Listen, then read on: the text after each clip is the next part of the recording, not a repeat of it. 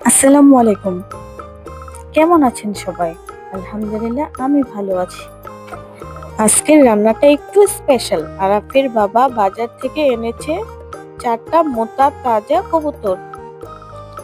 আর আমি আজকে গ্রামের পুকুর পাড়ে মাটির চুলায় রান্না করে দেখাবো।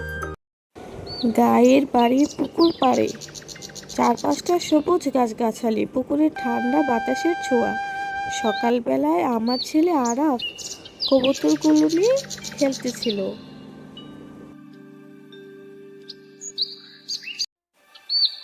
অনেক মজা পাচ্ছিল কবুতরগুলোকে নিয়ে, একটু ভয় পাচ্ছিল।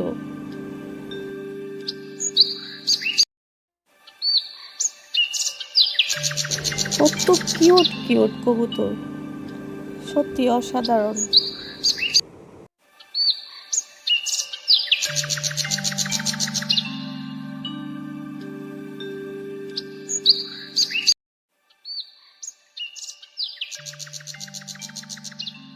কবুতরগুলোকে ছোট ছোট পিস করে বাবাকে দিয়ে আমি কাটিয়ে নিচ্ছি।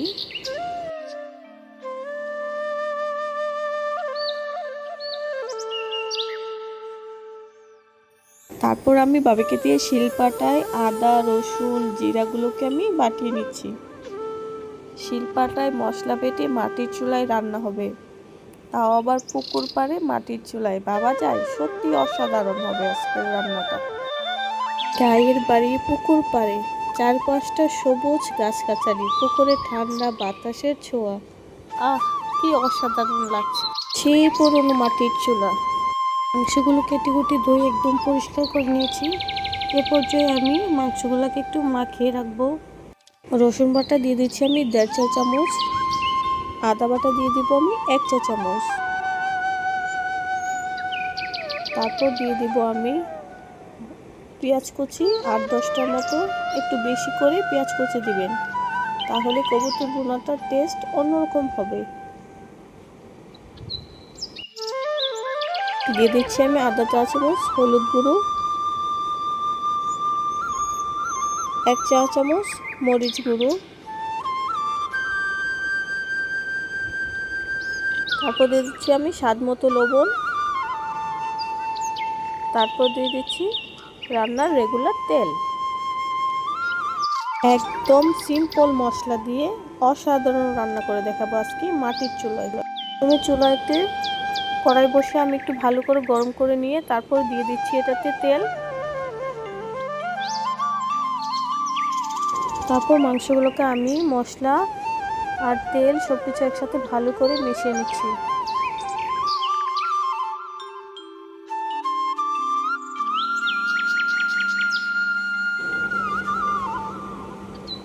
তেল যখন ভালো হয়ে গরম হয়ে আসবে তখন আমি দিয়ে দিলাম আর 10টার মতো মেথি।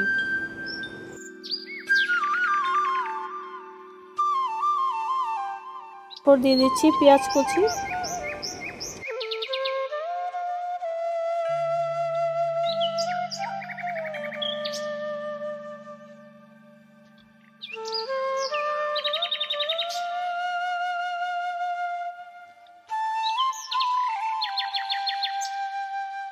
তারপর আমি দিয়ে দিব শুকনো মশলাগুলো, এলাচ, দারুচিনি, তেজপাতা, লবঙ্গ।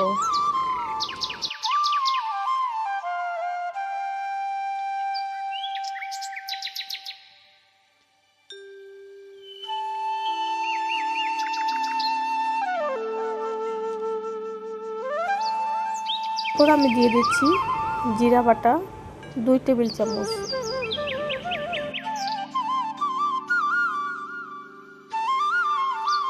ভালো করে একটু নেড়ে চেড়ে আমি ভেজে নেব।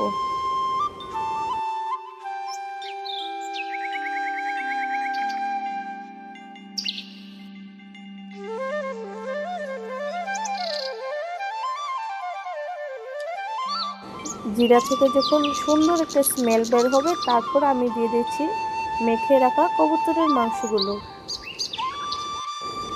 আহ, যেমন গন্ধ উঠেছে, পুরো বাড়ি মশলার ঘ্রাণে একদম মাতাল হয়ে গেছে। আগুনের আঁচে ধীরে ধীরে মাংসটা যখন ভাজা হচ্ছিল তখনই ভাবলাম এই মজাদার রেসিপিটা তো সবার সাথে শেয়ারই করতে পারি। তাই এই ভিডিওটা বানালাম গ্রামের পুকুর পাড়ে দেশি স্টাইলে কবুতরের বোনা মাংস রান্না।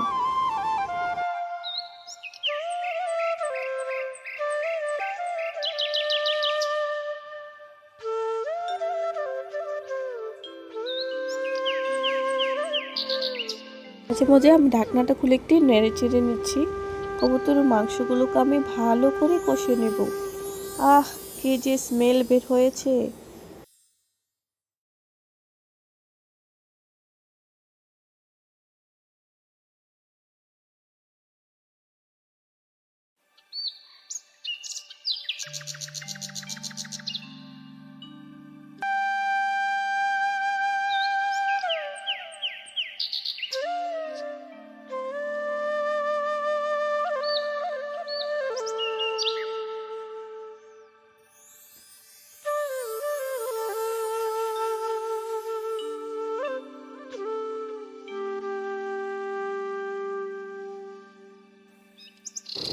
মাঝে মাঝে আমি নেড়ে চেড়ে দিব।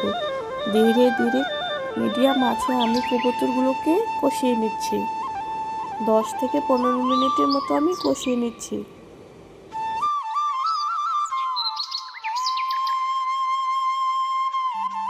তারপর আমি দিয়ে দিচ্ছি আস্ত কাঁচামরিচ 4-5টা, সুন্দর একটা স্মেল আসার জন্য।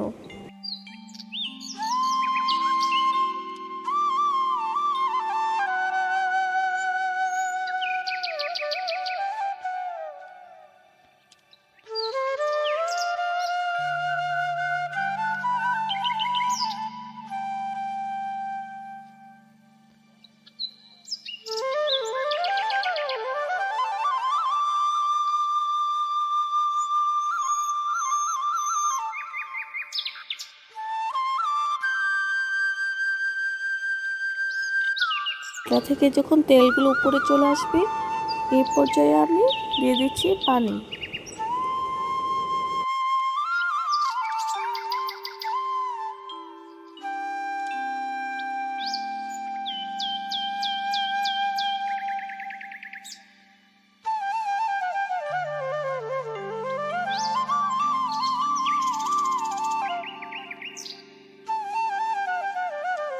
পানি দিয়ে আমি ধীরে ধীরে রান্না করব আরও 10 থেকে 15 মিনিটের মতো। মাঝে মধ্যে একটু নেড়ে চেড়ে দেব।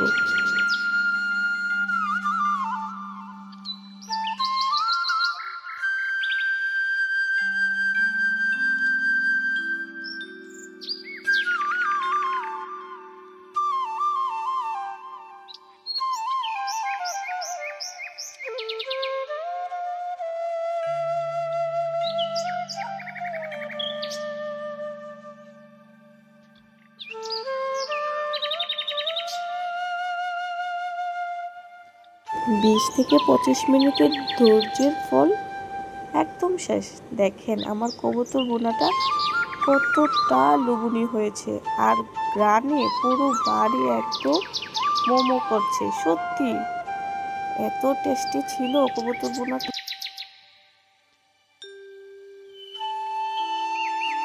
20 থেকে 25 মিনিটের ধৈর্যের ফলে আবার প্লেটে দোয়া ওটা কবুতর ভুনা।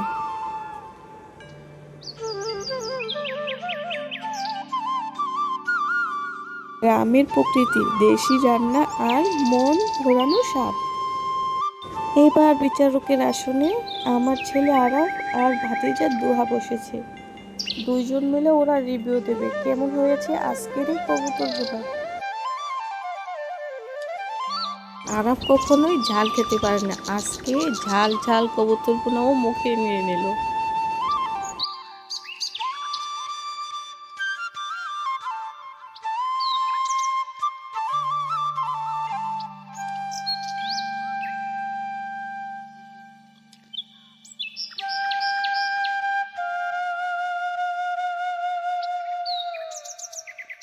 বন্ধুরা, তোমরা যদি আমার এই কবুতর ভুনা আর দুই ভাই রিভিউ পছন্দ করে থাকো, তাহলে একটি লাইক দিও প্লিজ। কমেন্টে জানাও তোমরা কি রান্না দেখতে চাও। ভালো থাকো সবাই, আল্লাহ হাফেজ।